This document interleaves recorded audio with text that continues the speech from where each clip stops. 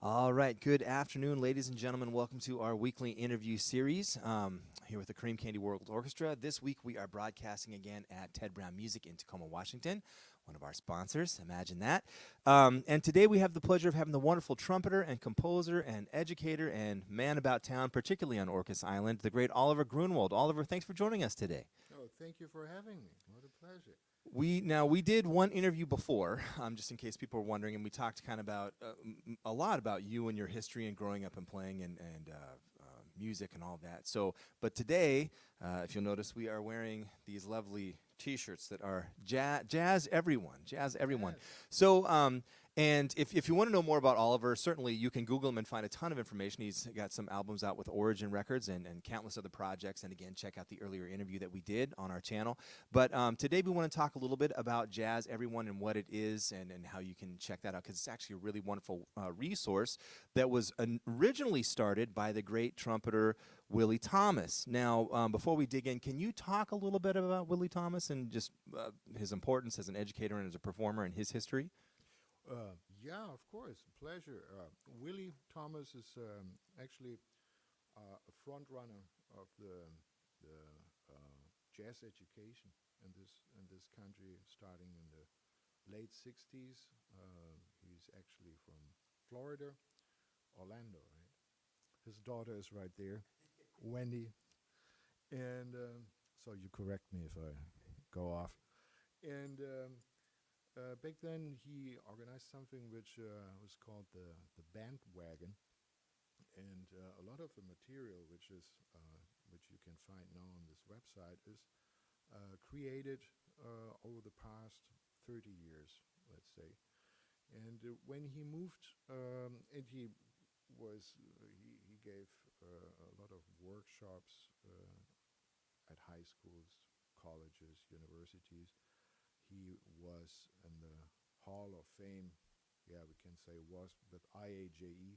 IAJE is no more, for his outreach program. For people that don't know or who are not musicians, IAG is the International Association of Jazz Educators, which Yes, is no longer now. It's JEN, which is the Jazz Educators Network, please. I believe. Yes, I yeah, think. and that should be a restart. We went a couple of times to Gen conferences, also with Willie. I think 2016. That was in Louisville, Kentucky, and it was great to see him connecting to former, friends and people who shared his career for that. And so he arrived at Orcas Island to be closer to his daughter, and he found then very interesting that there is something called like the internet, and practically the key to the world. And he had this idea to start publishing his curriculum on this website. So the very first start was with a drummer. Maybe some of you know is Tony Morales, was the drummer from the Riplingtons. Yeah. And so the general idea was that he would create content, and Tony put this on a website. This later changed to another person, Andrew Youngren, who did it for many years, actually until he, in 2016, that was, handed the website over to me and Wendy. And so what happened is that he used his time. He always practiced every day, and he lived on our property and in his cabin, in the cabin you well know, you stayed, and he was every day working and checking out Charlie Parker, doing all this, and he basically recorded all those videos just with iMovie, plug and play, and no shine, no smoke, no extra light. When he found something, he recorded himself. You will find some videos done in the dark because it's like 3 in the morning. But however, this is a very fascinating uh, way to learn jazz, because it's like so direct. It's like when you teach teach when you teach. It's like right there. There's yeah, and there are about 600 videos and thousands of PDFs. And his goal back then and all his life was to pass jazz on the way he received it. He had a very, very vibrant career in New York. Played with MJT plus three, Woody Herman, Slide Hampton, together with Freddie Hubbard, and many more. If you go to the website, you will find the section about Willie. An amazing solo of him playing Stardust as a 15-year-old is recorded. That's phenomenal. You should check that out. And so jazz education, as we both well know, has a way of dealing with theory. And I need to add that Willie's intention was to focus on young students. There was already in the 60s universities, academics, people already found a way to get in there, but not much about high school, and he even created a curriculum for preschool. It's like called the Zorf Band, which is off instrument, you know. He created a color code so the kids could work with his pentatonic system and so forth. And so, and it's also laid out for school teachers to be in the band room as also in the classroom, but without the huge thing that you have to learn all the scales and then try to figure out which of those notes are the sweet notes in the scale over the chord. And this is very unique, I find, and done by someone who was there when all this jazz came together. It's not a music educator who studied somewhere with someone who then thought, okay, let's write a book. No, it's Willie Thomas. It's like Barry Harris would have done it, or likes, you know. Well, and also too, for those that don't know, and correct me if I'm wrong, but you know, a lot of people maybe they don't know about Willie Thomas because things go on and sometimes information shamefully gets lost. But a lot of people do know about Lincoln Center Jazz Orchestra, and they do know about trumpeter Ryan Kaiser. Now, wasn't Ryan one of his students for quite some time? Ryan and Justin. And his brother, yeah, Justin. Now, Justin is in the Air Force, I think, or correct me if I'm wrong. He was. Yeah. Yeah, but both of them are tremendous trumpeters and soloists. Yeah. And then Oliver Groenewald as well is quite astute, as we're going to hear very soon. Yeah, I try my best. You know. Well, so, and again, some people that watch this broadcast, and actually, before I go on any further, I always forget to do this, and I've forgotten again. We'd like to thank our sponsors for making this possible, and of course, that's Ted Brown Music, KNKX, Tacoma Creates, Titus Will Cars, Edward Jones Financial Consultant, Rick Gray, and BCRA Design. So without their support, this wouldn't be possible, and without you guys tuning in and watching this wouldn't be possible. So thank you for joining us. But what I wanted to say, the reason that this particular website and this information is important is a lot of times, just as you mentioned, you might have let me preface this. I mean, some people that are watching this are musicians, and some people maybe are not, and they have no idea what we're talking about that maybe a musician would understand. Is many times you might have someone who's gone through school to become an educator, but they don't really know how to play or perform at a high level in the context of jazz or improvisation. So you might get someone who's in a position of teaching a program, but they don't have a lot of experience really knowing how to do it. Whereas what you're saying is Willie came as a musician first, learned all this stuff, and then wanted to basically put it in a way that people could digest it and learn it as a student learning how to play. Is that a fair assumption?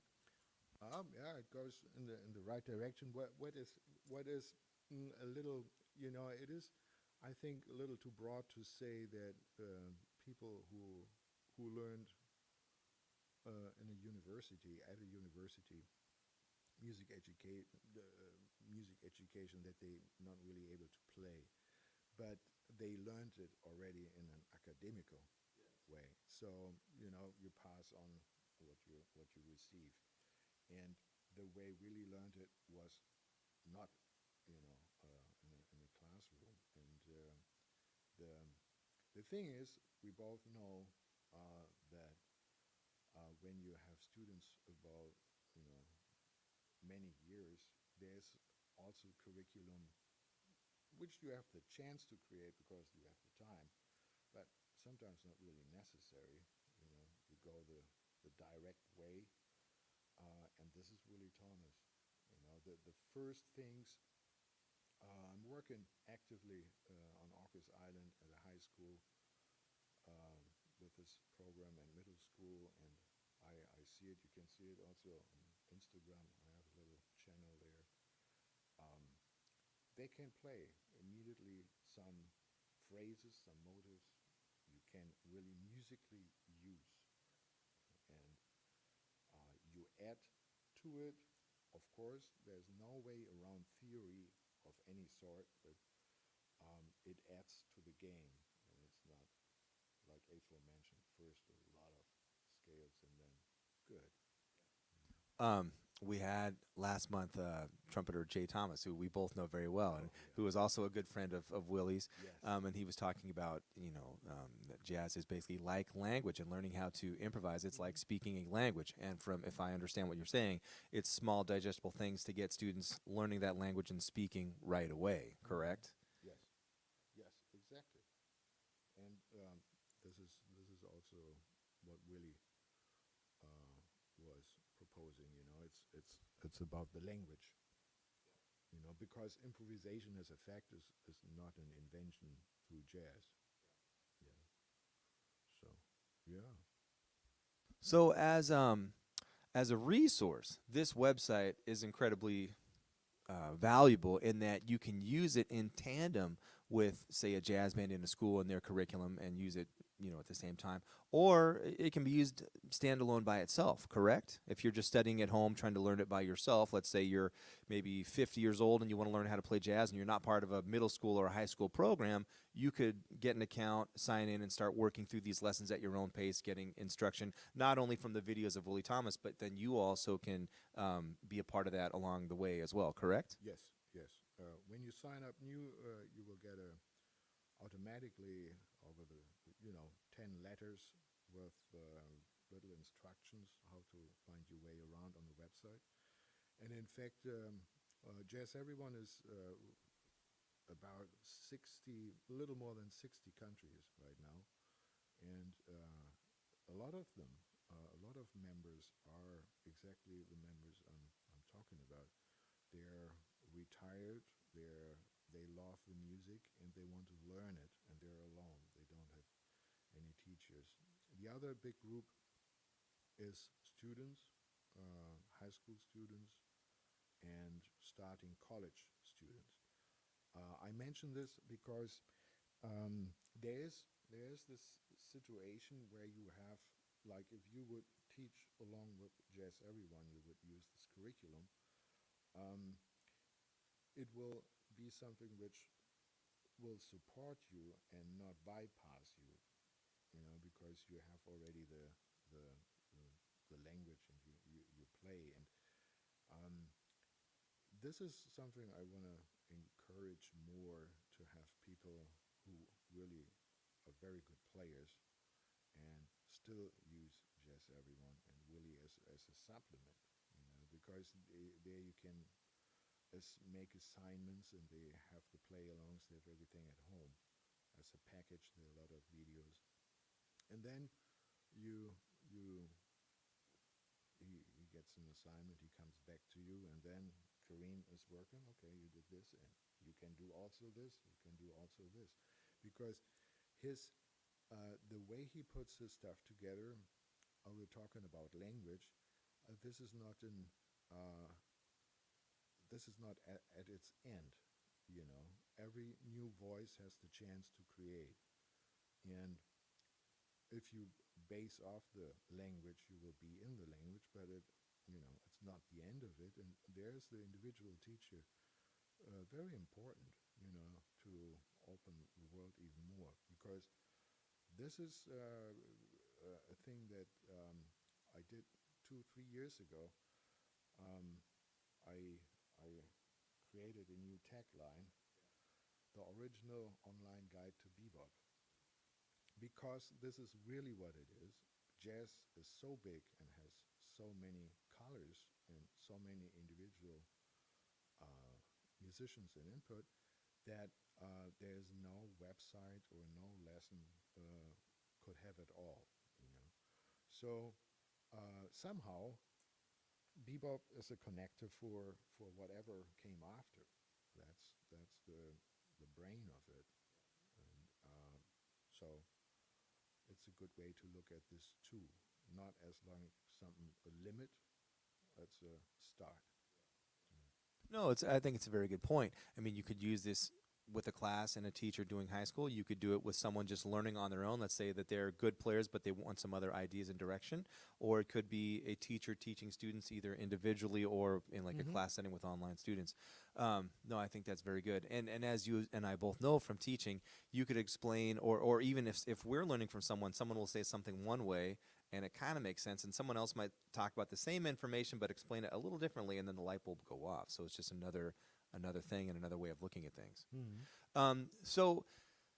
So digging in with what you're talking about. So with a subscription, you have the videos of Willie talking about things, and then that subscription would also include music for people to read, PDFs perhaps, and then also play along tracks, and then some guidance as to how to work with those tracks. Correct? Yes, the videos the videos are introductional. They're really video lessons. They're about half an hour, and he talks through everything like his system, and their download packages. In other words, with this membership, you have access to everything. There's no after sales, or you have to do this. There's the monthly membership is $20, and what I suggest, and people pick up on this, is the annual membership, which is $180, and every year coming after is 50% if you keep signed up. So every year after the first is then $90, and we have a wonderful designer, and you will get a T-shirt too. All this is not necessarily just a marketing thing. It's a support to really see what it is. It's a long-term um, relationship, I would say. And there's the thing in the past 2 years happened, and this is where curriculum and learning platforms have a little difficulty. There's a lot on YouTube and social media. Everyone during COVID is throwing out some stuff, and with value, no doubt. But it's no way that you get any place if you just like pick around. You hear a little, oh yeah, you could do this scale. Oh, you do this lick. Oh, there's no lick. You do this, and so at the end of the day, you had we're exposed to a lot of things, but it doesn't float your boat. And so signing up and really thinking, okay, I'm going to stick with this. I'm going to the steps, to the lessons, and really work through this. Then, as we all know, then it really starts to have a progress. And after a year or two, well, you can cancel every day. There's no strings attached to a plans or so. It will last for as long as you have paid, but it's not, you know. So then you go elsewhere, But the goal is to motivate to stick with this as long as possible. Curious, just if I was signing up for this, or if I was a prospective student, let's say I'm a professional musician and I want to do this for some supplemental education, and I go to the website, sign up, watch a video, but maybe I don't necessarily understand the concept the way that Willie is explaining it. Could I then reach out to you and say, hey, Oliver, this is a cool idea, but I don't really get it. What is Willie saying here? Is there correspondence available in that regard? Absolutely, absolutely. Interesting enough, it's not used a lot. When I get questions, it's a little about a roadmap where to go, and therefore I already installed this newsletter, those 10 steps, but I'm always there, uh, and it's me who is answering, and I'm happy to do so. And there's a little Instagram account I just started where I actually work through lessons, and where I make out of a 2 minute video, which I did, is where he uses his pentatonic pairs about over a dominant chord, and I just dissect it into practice like this. And there is the point where you make it your own, and that's a very important spot. I figured out, I taught 20 years at a university, that that we should not really be too long on this message. You have to learn the language, listen to this and this and this. This is very important, but you have to listen to yourself too and make it your own and your own decision. This is what you own. And then we can talk about, like, was that a good decision? But it is to not be the David and the Goliath. It's like, wow, okay, there's this. I learn this, and then I play it. Good. Well, it's like listening to someone talk and emulating the way that they talk. But really, what it is you're learning all those words so that then you can combine those words yourself and make your own sentences, right? I mean, that's Yes. one way of looking at it. You Yes. know. Yes. But really, so what you're saying, I mean, the website individually, the site Jazz Everyone. The cool thing about it is you've got all of Willie Thomas's lessons, but also your years of experience of teaching. And you, I think we talked about this before, but let's do a recap here. So this was in Germany. And what town? Talk about your education and your teaching credentials. Oh, the studying part started in 1983. I was actually studying classical trumpet, and then I went to Graz for 6 years, and then to the Netherlands, Den Haag, and then I came here to Bellingham, where I then met. I actually was here to study arrangement and composition with Chuck Israels, where I learned a lot at Bellingham, Western Washington University. And through this time, I shared the house with Willie Thomas. This is how everything came together. And that was actually also really the first time where I met someone who was so dedicated to teaching and finding a way to put a curriculum together making sense. And until then, I had wonderful teachers, and Graz university was very busy to invite people for workshops. I do remember Kenny Wheeler was very often there. Art Farmer, I had even the chance to play with Art Farmer. He taught a year at my school, and that was fantastic. But none of them had really a system like Willie Thomas had. And so, like every jazz musician with a definition, with a style, has already decided what he is not going to play, and this is also what you're not going to learn.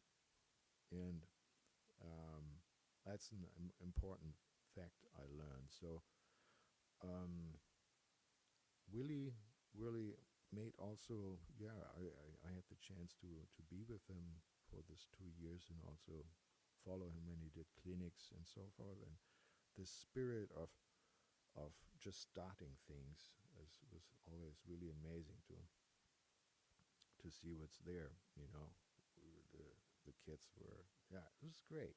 And then after I earned my master degree, that was 1996. I was then 10 years on the road and studying and playing and doing all kinds of arranging. I decided, sorry, I wanted to go home, and I'm actually German, so I went home, and there were two positions open, one in Detmold and one in Bremen, and I applied, and I scored both, and so I thought, good. And I really liked it. I mean, I had especially in Detmold the chance to create my own curriculum. They just started to take jazz as serious as they should have. You know, it's like before they had workshops and clinics, but no uh, continuation. You know, no. So that was my great chance, and I was well equipped, and I had really fun teaching. And yeah, that was almost 20 years.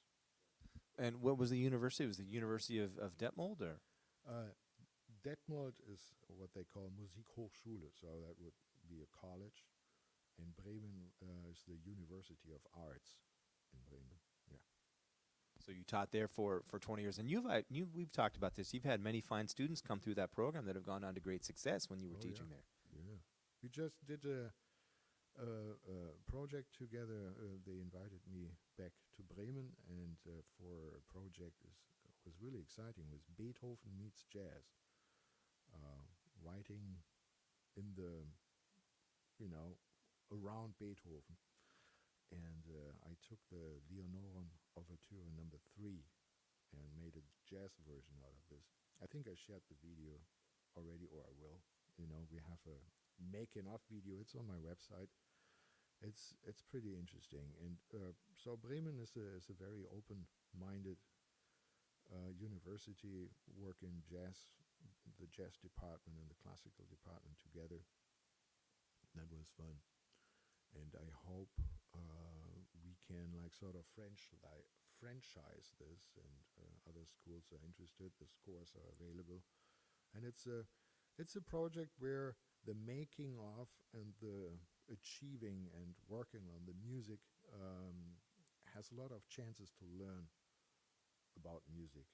You know, it's still classical trained musicians have. That was one of the reasons why I'm actually left classic and went to jazz, because I was sure that a jazz musician in the 80s had way more ability to learn stuff than a classical musician who was on track for a trumpet job in an orchestra. And so we learned over the time. We worked with the it's a classical orchestra, and the way you play, the way you phrase, and all this is, unless you play a lot of Stravinsky, which I consider is the closest you can get to play jazz in an orchestra setting, um, it's it turns around. You know, it's the importance of articulation, of rhythm, and time which is not given by the melody, it's given by the pulse of the rhythm section, and you gotta live on that and with that. It's interesting. We take it for granted. We know that, but then you see the string player, and you know, the note starts there. You want to hear the note when it starts and not after. So what do I have to do? It's interesting. Well, so going back, tying this back to jazz, everyone, again, people can have the benefit of Willie's stuff, but also all of your experience playing and touring around the world and teaching with these schools. And so it's a 2-for-1 package. Yeah. Wonderful, wonderful. Well, I would like to switch gears, and actually, what I should say here, and I forget to I say all this stuff at the beginning of these things. But if you have questions about anything that we're discussing today, if you have questions for Oliver or myself, please put your questions in the comments, and we'll do our best to either get to them in real time, or even if you're watching this after the fact, you put it in the comments, and we'll do our best to get back to you and answer any questions that you have. So. If people want to find out about jazz, everyone, where can they go to find more information about this? There's a website or a way to contact you, or what do people do? The first thing everyone should do, because it's also for free, you sign up. Go to jazzeveryone.com and sign up for free. And you can see already, you can get a feel of the website. There is a fair amount of material you can access for free. You see, $20 a month. Actually, I just last year a new membership. It's $5 for 5 days. But then I'm thinking it should be worth something to you, and so well, sign up for free. But then you're already in the system. You get information, and you can reach out to me. And the link is, I think, on every page. It's support at jazz. Everyone, just email. And I'm happy to help. And also get to the Instagram, Jazz Everyone Instagram. There's on the top on the right is social, and you find Facebook, YouTube. We have about 19,000 followers on YouTube, and I can't really say how many videos are on there.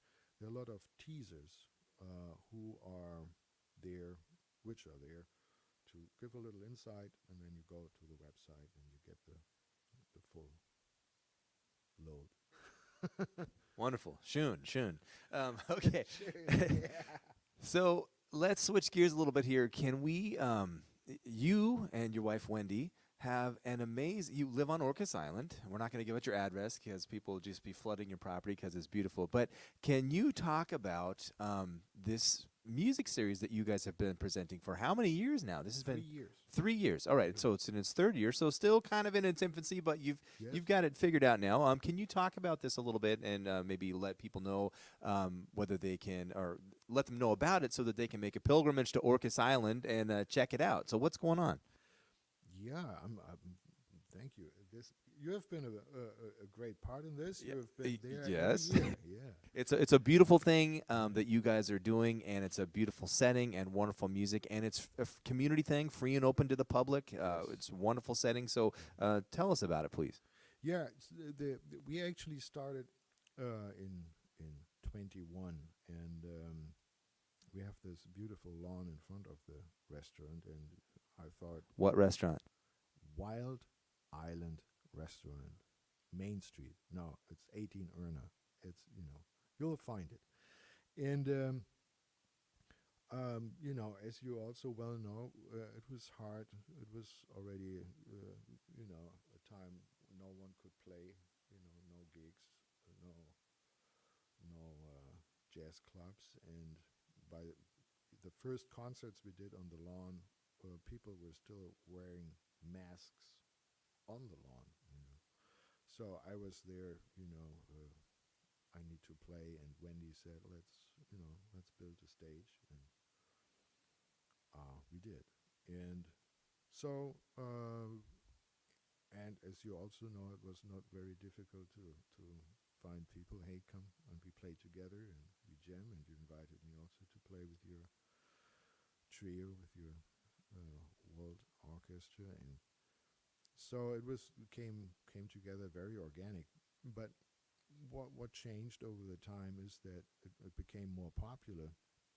So this year I was booked within a couple of weeks, and I could present a whole series so early that I could advertise, and it was a great season, the best yet. There are some important details that you're leaving out that I want to mention here.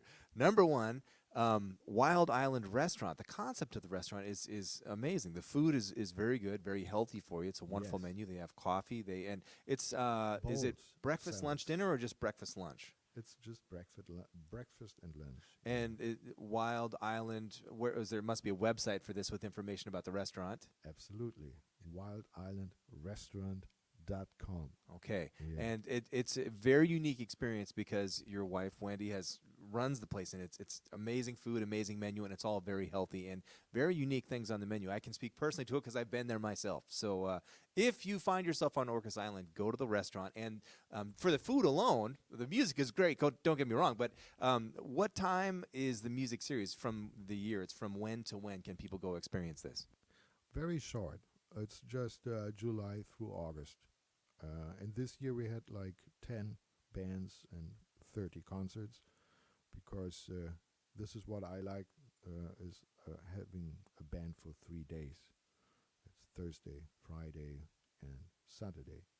And it's there for lunch, 12:30 to 2 p.m. And Yeah, of course. The restaurant. Uh, we we we actually, we are also, yes, we have anniversary, the fifth. We're the fifth year. We bought the restaurant 2018, and Labor Day weekend 2018 could count as a start. So yeah, it has been wonderful. Lots of work, especially for Wendy, and so I can contribute with music. But it's a very cool thing and unique on the island because you have this wonderful series and it's free and open to the public for that entire almost, what did you say, July through all the way through Labor Day. Is it not past Labor Day? Is that the last week that you guys do it? Labor Day weekend is the last. Then it's also too cold. It's outside. Well, we decided it's open air, so tickets. And then we found that the community, we have, a tip jar. They were very generous, and we sponsor those concerts. We we pay a little fee and housing and food, and the basic idea should also still remain is like take this 3 days and create something. As you know, the octagon, we can rehearse there, we can record there. On my website, there are some clips we recorded with John Stoll and Paul Gables, and it's a wonderful acoustic. And to make out of those 3 days a little work trip, and well, also Orcas is a nice place, so people play the 1.5 hour and go swim. Also Yes. possible. Yes, this is a plug. This is a plug for Wild Island Restaurant, your concert series, and Orcas Island. If you haven't been to these places, you can do it all in one-stop shopping and check it out. It's a wonderful experience. So, Yeah. All right, wonderful. Well, if people have more questions about that, they can either go to the website or put things in the comments, and we can get to that. We're getting close to that time. Usually, we'll maybe like 15 minutes or so remaining. If anyone has questions at this time, please let us know. We'll do our best to get to them. Are there any questions at the moment? No. Okay, cool. What I would like to do then is, can you, and I think we talked about a bit of this before, but can you talk about your nonette, the project? We spoke about this before, but there's another is there something coming out soon? Is there another recording that just happened, or what is the nonette? Talk about it. What's happening? Well, the called actually New Net is it's really great. It's also reflecting a little my story. When I was a student here, I was already connected to Dan Marcus, and Jay Thomas actually played on my master recital. And when I came back, it was fantastic. I felt so home already, and Jay and Dan and Brad Allison and John Hansen and Adam Kassler, and back then was Chuck Kistler was on bass. We started the new net. The first rehearsal was 2013, still at Cornish College. Yeah, and I brought the new net setting. I have to talk about this. Started in '89 in Graz. That was my first band setting lineup I wanted to write for. 2 trumpets, trombone, and 3 saxophones and rhythm section. And my first setting was together with a bass player in Austria, and we recorded. And Mark Murphy was teaching at this time at the university in Graz, and he heard this CD and got to know me, and he asked if I would like to arrange an album for him. My blood was freezing, but said, "Oh, yeah." And so in '93, about 30 years later, 30 years ago, we recorded very early with Mark Murphy, and that was also a new net setting: 2 trumpets, trombone, and 3 saxes. That was about the time where I was in the Netherlands then, and then went to study with Chuck. I did not have any band through my time in the Netherlands. My first new net started again '97 in Germany as a rehearsal band in a jazz club there called Kaiserkeller Nonet. And out of this sort of came the Oliver Groenewald new net. And that was a band, German, Austrian, British, European band. And that was a long-running band. We recorded 2 CDs. I'm going to give you some CDs to hear. This is 8 years we did this. And then it was more difficult to get like 9 people on the road. We did two tours per year. And so I have tons of material for the setting. And when I came here, I started with this and started to generate new and write new arrangements together with the new net. And the peak of it was actually 2018 recording I Always Knew. This is on Origin Records. It's featuring Jay Thomas. And it is, actually it's all ballads. It turned out later that way, you know, yeah, they're all ballads. I love it. And 2019 in September was sort of our last concert, and it was the memorial concert for Willie on Orcas Island. And then, you know, we know what happened. And I'm really trying to get this band together again, and I've new material, and it's a wonderful band, wonderful setting, and I hope to have some concerts soon. Well, I've known you for several years now, and you don't strike me as the type of person that stays dormant or docile. You're always working on something. In fact, when we came out to play and we stayed at the Octagon, you were getting up early, feeding the chickens, feeding the ducks, milking the goats, practicing, running the concert series. You know, there's a lot to do, and you're always very busy and into something.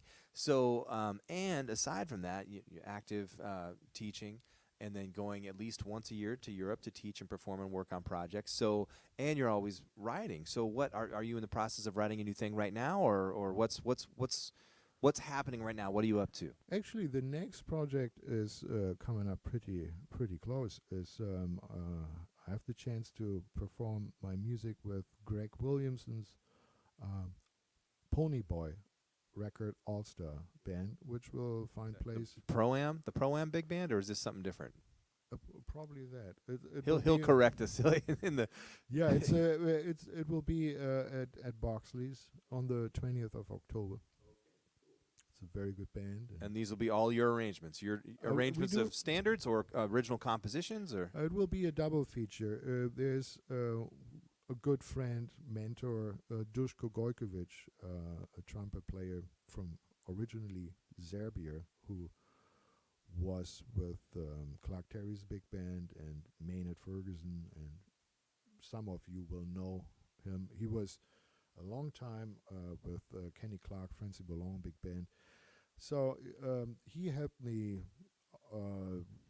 starting a trumpet class, and we did a lot of things together.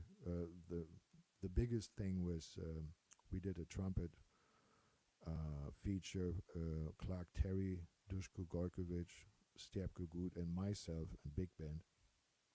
And so he passed away, and he left some arrangements with me, and that would be one half his arrangements, and I have one I edited and transcribed from Francie Boulogne the time he was there, and I have a selection of Wayne Shorter compositions, so it will be a double memorial, tribute concert. I'm excited. And you said this was October 20th. 20th. It's a And Friday. for those that don't know, Boxley's in North Bend, Washington. Many of their concerts most of their concerts are free and open to the public and all ages. So is that the case with this one? Do you know? I assume so. It's streamed too. They have a Facebook website. If you don't have it, you should get it. I listened to many great concerts there. It's very good. Thanks for doing this. Definitely. Okay, so let's see. I'm curious, and this is not to stir the pot at all, but learning to play in Europe and then learning to play in the United States and touring and playing in both of those places a lot. Do you find that there are any differences between learning how to play jazz in both of those places and actually being out and playing in Europe and being out and playing in the United States? What are some differences that you've experienced as an artist coming from the European background? Well, the the the the way jazz is treated here in schools and colleges is unmatched. I think it's when you go once to a Gen conference and you hear the bands playing there, it's fantastic. It's very good. I don't know anything about this happening in Germany. Um, Playing there, you play also in Europe. Um, the the listener in Europe, in Germany, is it's less entertainment. It's like they really listen and they're really focused and occasionally want to hear after the concert. Oh, so this tune and what did you play there and why is that and it's I would not say it's not an entertainment at all, but it is really a concert. So that's what I'm experiencing. As an artist, as a performer, we could look at this through many lenses here because not only are you're a composer and an arranger, but also an educator and a performer and a presenter. I mean, you present music as well. So I guess let's talk about it through the lens of a performer. What are the differences that you've experienced performing in Europe and how you're treated or lack thereof? And the same question for the United States, just your perspective. You see, the performer. We performed yesterday together. uh, you know, it is performer. Am I a performer?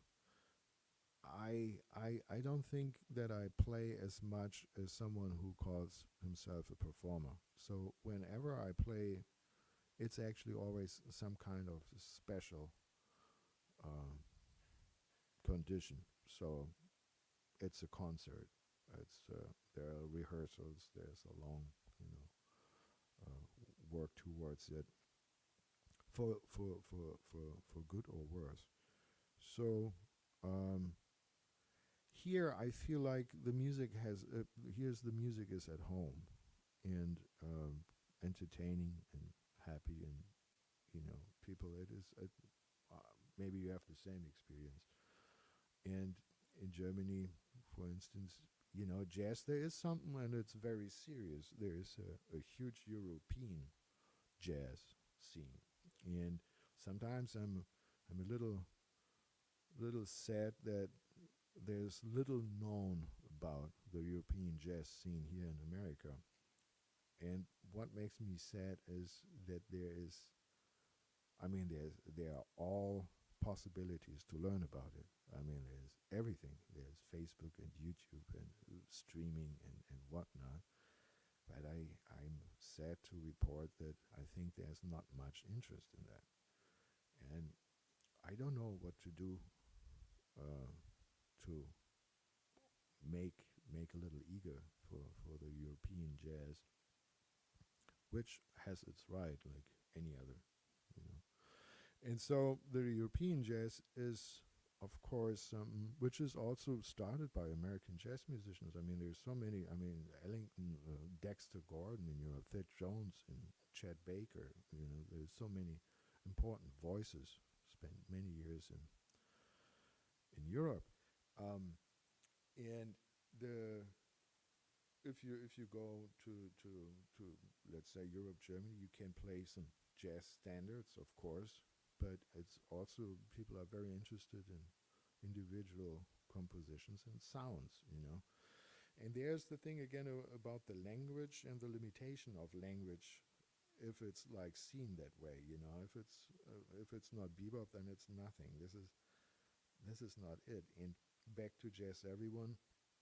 Um, Willie doesn't have any time anymore to comment on, on how music and how his curriculum should be seen, but it's definitely not seen as something which should limit you to play bebop. It should open. If anything, it should open your way for music. Wonderful. Excellent answers. Any questions? No. All right, cool. I'll continue barraging you with questions then. As a presenter, now I don't know, we haven't really talked about this much, but I'm assuming that while you were living and teaching in Europe and performing, that you probably presented some concerts on your own, or maybe you worked with venues to present things. Do you see any differences from the perspective of presenting things in Europe versus presenting things here? But as aforementioned, you know, I live on this island, and I present myself on my stage. What I take is that I like to, and I hope you have received it that way too. You are very important on the stage for what you do. You're not there to sell our salads, and it is you. It's your time, and I present you.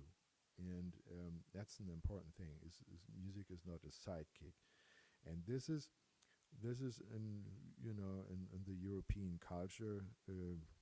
You know, music is around, is also entertaining, and it has been for hundreds of years, and occasionally. But the the it's important to always find for the music a good surrounding, a good representation. You know, and make it important as it is. It is important, you know.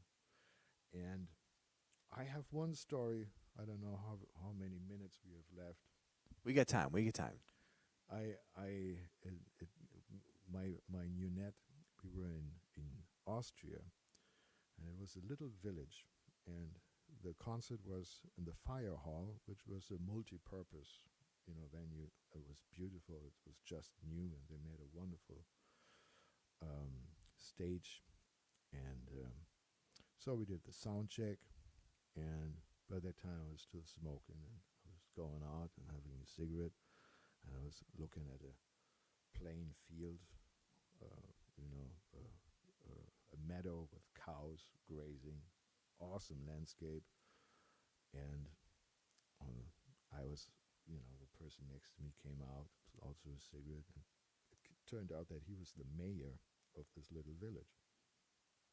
And halfway joking, I asked him, so do you think there are any people coming tonight, you know, for the music we're doing?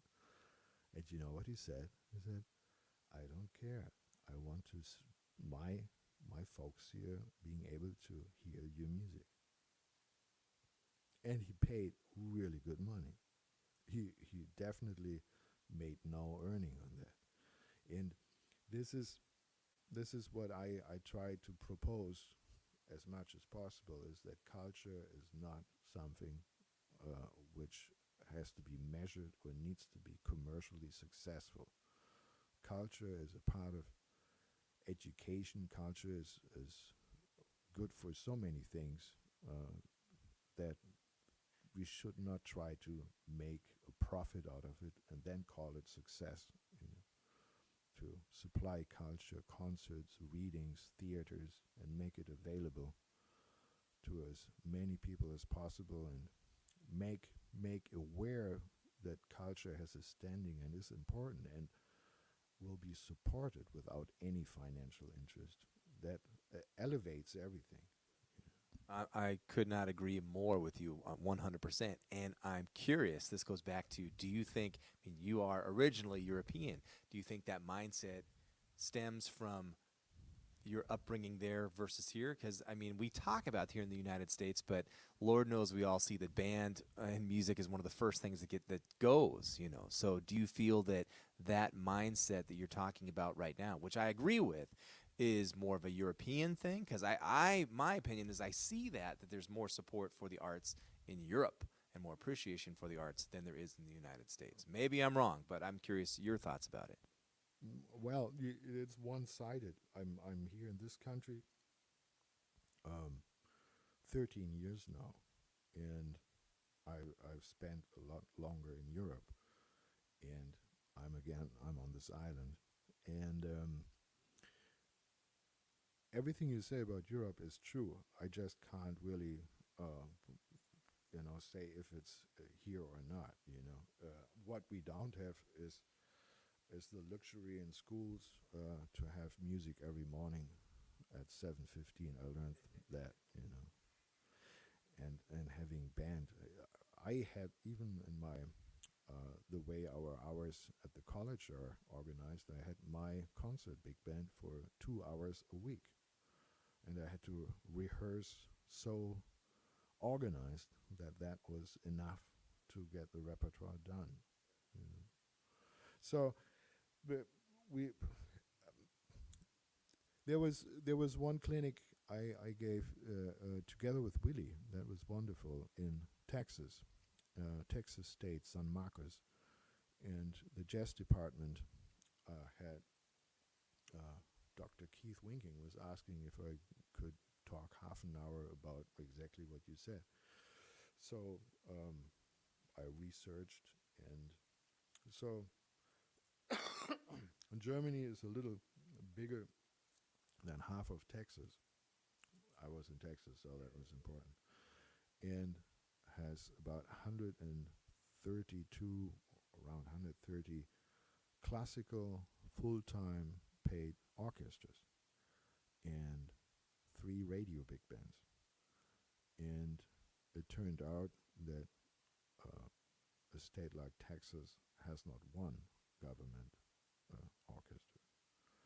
And the time when everyone needed money the most through COVID, all the artists, all these orchestras, the people, they got their money and had to stay home and couldn't perform, which is already a punishment enough. I mean, that's an interesting thing, We musicians, we decided to play, so we want to play. To not have us playing is so hurtful. There's no one, hey, I don't have to play for 3 years. You don't get me money. I have not met one person, So, and then take the money away is harsh on top. I mean, granted that a lot of classical music, all of it is a European thing, and so you take care about your cultural achievements different. So that really justifies so many orchestras. But freelance musicians in Germany, I think it's better off here than in Germany. You just have a more freedom to do what you want, I think. And that's actually about all I can really contribute to that. Well, we could delve into this for hours, I know, and we will later. But for now, we need to wrap up because we got to get things set for our next live stream. So, Oliver, thank you so much for joining us today. It's always a pleasure spending time with you. We're going to take a short break here for about an hour to get things reconfigured and then play some music for you. And we're going to be joined by the great Greg Williamson on drums and Greg Feingold on the bass. Would like to thank all of you for joining us either in real time or after the fact. If you find value that the work that we're doing, with the work that we're doing, the live streams and the concerts and the rest of our concerts throughout the year, most of which are free and open to the public in all ages, feel free to make a donation to support what we're doing. You can do that via Venmo or PayPal, and the information about that should be at the beginning of this post or in the language of the post. So, Yeah, sign up for Jazz Everyone for sure. And actually, that brings me to my next point. So, if people want to find out more about you or Jazz Everyone, what's your website? OliverGroenewald.com. OliverGroenewald.com, and the Instagram account is Jazz Everyone. all right, and the website for Jazz Everyone is JazzEveryone.com. and the restaurant on Orcas Island is WildIslandRestaurant.com. all right. You heard it here first, or maybe not, but at least now you have no excuse. Go check those things out, and we will see you again very soon. Thanks for joining us. Have a good one.